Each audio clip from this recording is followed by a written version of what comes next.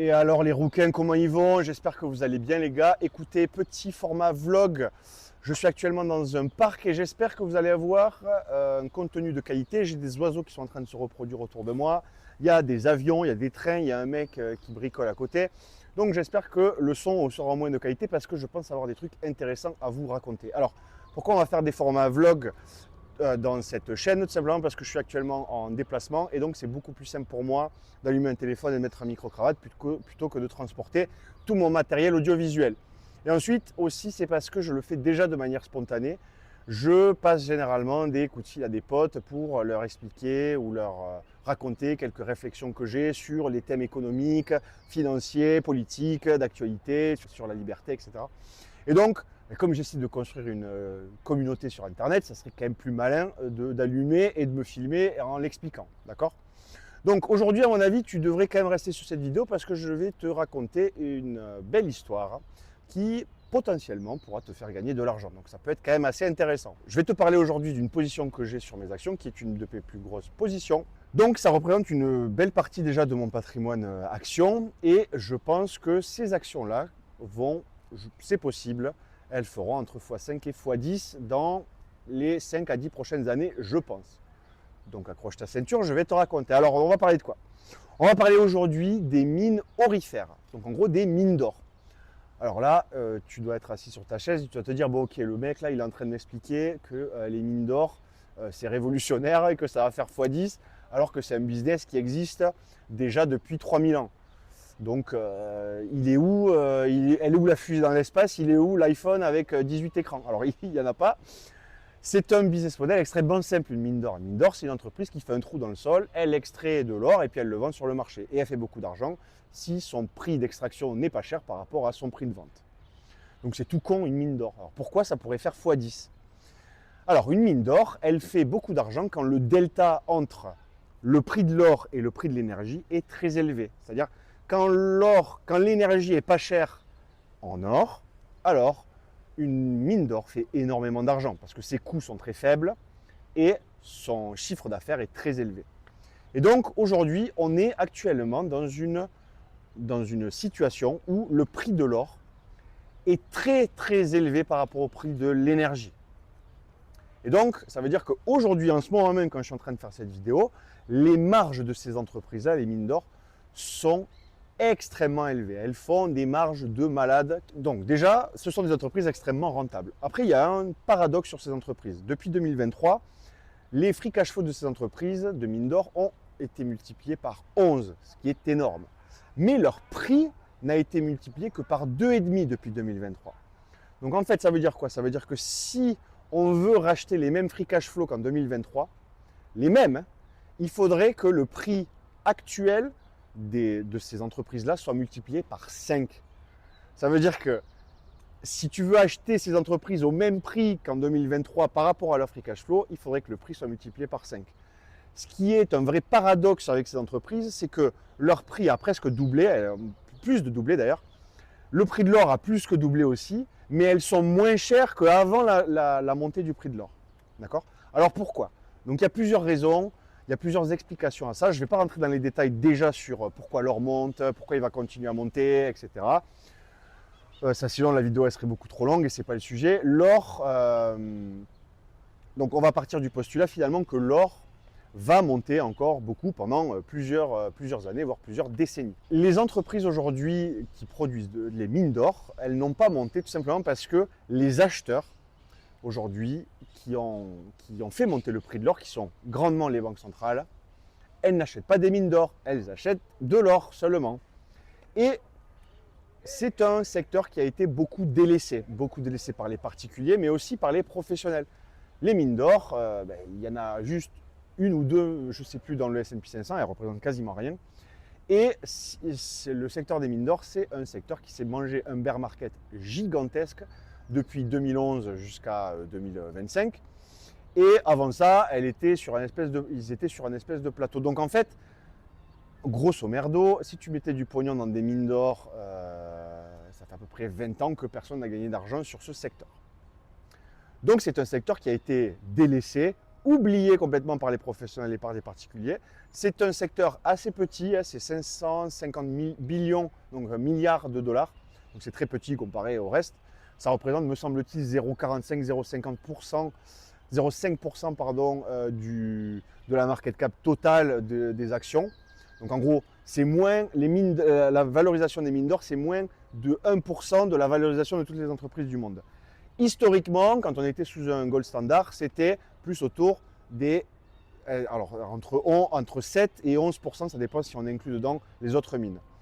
Ça pour dire que c'est un secteur, disons, qui a été laissé un petit peu à l'abandon, qui est passé un petit peu sous les radars, qui n'est plus du tout dans les logiciels des traders. Et aussi, probablement, beaucoup de gens, beaucoup de professionnels pensent que la hausse de l'or va s'inverser. Peut-être qu'ils pensent que les futurs cash flows de ces entreprises vont baisser puisque l'or va pivoter et du coup, les profits de ces entreprises vont aussi baisser puisque si le prix de l'or baisse. Donc il y a plusieurs choses qui font que ces entreprises n'ont pas explosé à la hauteur dans laquelle elles auraient dû exploser. Et donc pour moi, il y a un vrai coup à jouer ici parce que déjà, si tu joues juste le fait que, ok, elles vont juste revenir au moins à l'équilibre des prix qu'elles avaient avant la hausse de l'or, eh bien, ça voudrait dire que leur prix va être multiplié déjà par 5, rien que pour ça. Imaginons que le prix de l'or reste fixe aujourd'hui. Si tu veux juste rattraper ça, ça va être multiplié par 5. Ensuite, je pense que le prix de l'or, moi personnellement, va fortement augmenter dans les prochains mois, années. Et donc, ça veut dire que le chiffre d'affaires de ces entreprises va fortement augmenter, ainsi que le stock qu'ils ont. Tout l'or qui est sous terre, c'est un petit peu leur inventaire finalement, s'apprécie dans le temps. C'est-à-dire que ces entreprises, elles sont aussi valorisées par le stock d'or qu'elles ont à disposition sous terre, qui reste à extraire. Donc ces entreprises, en fait, elles ont une rentabilité énorme, elles ont des perspectives de croissance de leur rentabilité énormes et elles sont aujourd'hui factuellement sous-évaluées puisque l'augmentation du prix de l'or et le baisse du prix de l'énergie auraient normalement justifié une augmentation beaucoup plus conséquente de leur market cap tout simplement. Donc moi je pense qu'il y a un vrai coup à jouer sur ces entreprises-là. Je pense que les institutionnels vont se réveiller et vont voir les marges gigantesques de ces entreprises et vont dire bon mais il faut juste se positionner parce que c'est des machines à cash. De nombreux traders et professionnels n'ont pas finalement la compréhension, je pense, de ce qui se passe aujourd'hui. Ou alors ils sont bloqués par la législation. C'est-à-dire que si aujourd'hui un fonds veut se positionner de manière agressive sur des mines d'or, il ne peut pas faire all-in comme ça. Ils ont des choses à respecter, ils ont des ratios à respecter, etc. Et donc c'est quand même moins flexible que les particuliers. Donc en fait, généralement les particuliers se font baiser à la fin, mais les particuliers malins, ils sont un peu plus flexibles que les gros mastodons ou les grands fonds. Et donc il y a moyen de rentrer avant eux. Donc en tout cas moi c'est mon analyse. Je pense que ces stocks sont très sous-évalués, autant sur leur valeur d'aujourd'hui, sur leur prix d'aujourd'hui que sur leur prix futur. Je pense que ce sont des entreprises qui peuvent facilement faire x5, x10. Elles sont tellement sous-évaluées aujourd'hui. Le prix de l'or a tellement monté, le prix de l'énergie est tellement bas qu'elles ont des marges gigantesques et elles devraient être à des prix beaucoup plus élevés qu'elles ne le sont aujourd'hui. Donc je pense que c'est qu'une question de temps avant que le marché devienne un peu plus rationnel. Garde à l'esprit aussi que dans l'histoire, quand on avait une économie fonctionnelle avec une vraie monnaie qui s'appelait l'or, on avait des mines d'or qui représentaient entre 7 et 11% de la market cap de toutes les entreprises du monde. Aujourd'hui, c'est en dessous de 0,5. Donc tu peux même te dire, peut-être qu'on va se rapprocher de cette moyenne historique. Et donc, il y a un coup à jouer pour passer de 0,5% en market cap à 6% par exemple. C'est une multiplication de je ne sais même pas combien de la market cap des entreprises aurifères. Les entreprises aurifères aussi, s'il y a une particularité, c'est que, s'il y a besoin d'or et qu'on trouve de l'or quelque part, il faut en moyenne 18 ans pour faire une mine d'or. Donc imaginons que le prix de l'or explose et que oh là là, le business des mines d'or, c'est un super business, il faut absolument que tout le monde fasse des mines d'or. En moyenne, c'est 18 ans pour faire une mine d'or. Entre trouver l'or, mettre les infras, les autorisations, les bidules, les machins, 18 ans. Donc en fait, si demain, il y a une ruée vers les mines d'or, l'avantage des mines d'or, c'est que c'est pas facile d'en créer plus. D'accord? Ce qui veut dire que cette ruée, elle va vite se retrouver, tout cet argent va vite se retrouver sur les quelques mines d'or qui existent sur la planète, qui sont achetables. Alors après, quelle mine d'or acheter et tout, là il y a plusieurs écoles. Je t'avoue que moi je ne suis pas un pro du stock picking, je ne suis pas un très bon analyste financier en réalité. Je sais juste ce qu'il faut acheter et ce qu'il ne faut pas acheter en termes de secteur, en gros. Mais en termes comment choisir une entreprise, laquelle est la... Chaque secteur, chaque entreprise a sa spécificité, chaque secteur a sa spécificité. Donc je n'ai pas la prétention de savoir laquelle est la meilleure et tout. En gros, tu peux acheter soit les grands noms, soit tu peux acheter le marché, d'accord? Donc il y a des ETF qui te permettent de faire ça. Soit tu peux acheter ce qu'on appelle les juniors. En gros, c'est des petites mines d'or, d'accord, qui sont moins capitalisées et qui ont un potentiel beaucoup plus élevé puisque elles sont moins capitalisées en fait. Donc elles sont plus risquées, mais le potentiel de upside est plus élevé aussi. Donc il y a plusieurs ETF qui te permettent de faire ça. Moi, j'achète Ring aux États-Unis, qui est un ETF de BlackRock. Tu as l'ETF GDX qui est très célèbre, que tu peux acheter, il me semble, en France. Et tu as le GDXJ, donc le GDXJ qui est les mines aurifères juniors. Donc là, c'est une sélection de juniors.